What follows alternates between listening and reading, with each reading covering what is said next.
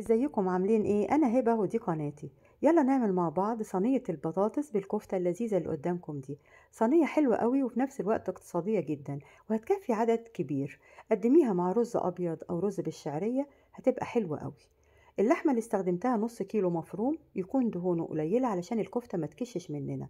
ضيفلها بقى بيضاية وثلاث فصاص توم مفرومين، وبصلاية وسط كده مفرومة ناعم، 3 معالق بقسماط ناعم، والتتبيلة بتاعتنا معلقة صغيرة ملح، نص معلقة صغيرة فلفل اسود، ومعلقة صغيرة مليانة شوية كمون. اعجني الكفتة بايدك كويس قوي، ودي خطوة مهمة قوي في الكفتة.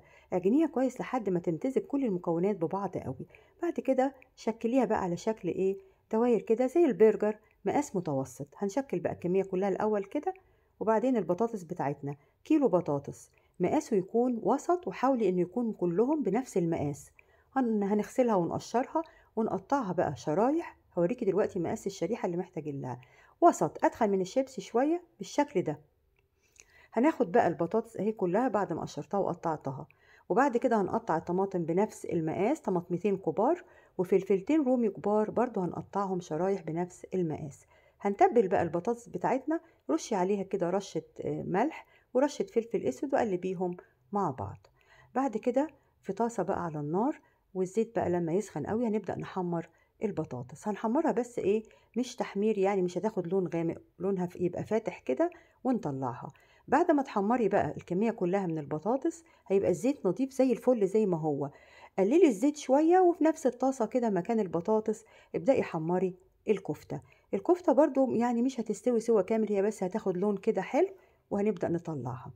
حطيت بقى الكفتة اهي، دقيقتين 3 على كل جنب كده، وتقلبي بالشكل ده. وشوفي بقى قللت الزيت ازاي.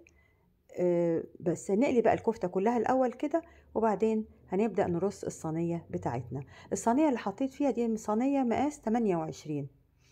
ابدأي بقى رصي فيها الخضار. كده خلصت الكفتة اهي.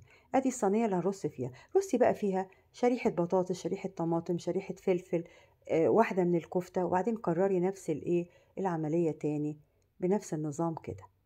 ورصي بقى كده من بره لجوه. يعني حطي على جناب الصينيه الاول، وحطي حاجه اسندي بس بيها الخضار كده، علشان انا حطيت كده الاسباتولا عشان اسند بيها. وكرري بقى ايه الحكايه دي كده لحد ما تكملي الدايره، وبعدين تملي اللي في النص. بسيطه خالص. الشوربه اللي محتاجين لها حوالي كوبايه ونص. ضفت لهم معلقتين صلصه كده، صلصه طماطم، وتقلبيهم كويس قوي. ادي الصينية اتملت. حطيت بقى اختياري فلفلاية كده سبايسي، دي طبعا اختياري. وقلبت بقى الصلصة في الشوربة كويس، دوبتها كويس يعني، والشوربة كانت سخنة. وتسقي بقى بيها الصينية دي. مرقة فراخ كانت عندي، حطي مرقة فراخ، مرقة لحمة، مكعب مرقة، أي حاجة موجودة عندك مفيش مشكلة. سقيت بقى بيها الصينية اهي ودخلتها الفرن. والفرن كنت مشغلاه من قبلها ب5 دقايق على درجة حرارة 220. حطيتها على الرف القريب خالص من الصاج. قعدت حوالي 45 دقيقة وطلعت بالجمال ده. اغرفي بقى وقدميها زي ما بقولك مع رز أبيض كده، أو رز بالشعرية، أو تتاكل بقى بالعيش. هي بكل الأحوال حلوة قوي قوي، وطعمه جميلة قوي. طعم البطاطس حلو قوي ودايب. هي البطاطس عموما لما بتستوي في الفرن بيبقى ليها طعم تاني خالص. أنا بحب بقى زين كده برشة بقدونس. وزي ما بقول لك بقى طعم البطاطس حلو قوي، سواها حلو، الكفته طعمها جميل. طبعا الكفته والبطاطس بقى ايه، الكفته بالطعم كده، البطاطس بتديها طعم جميل لما بتستوي مع بعض يعني. وبألف هنا. ولو عجبتك أكلتي النهاردة، اعملي لايك وشير واشتراك في القناة بتاعتي. وباي باي.